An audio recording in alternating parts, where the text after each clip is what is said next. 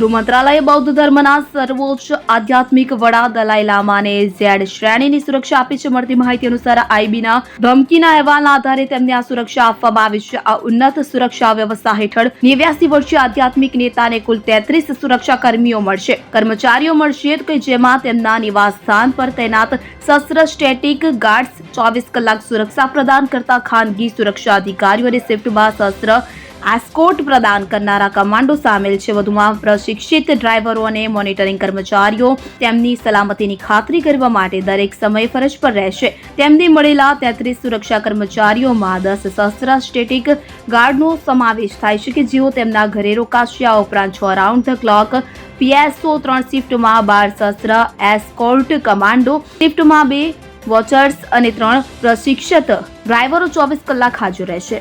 Bureau report CN24 news.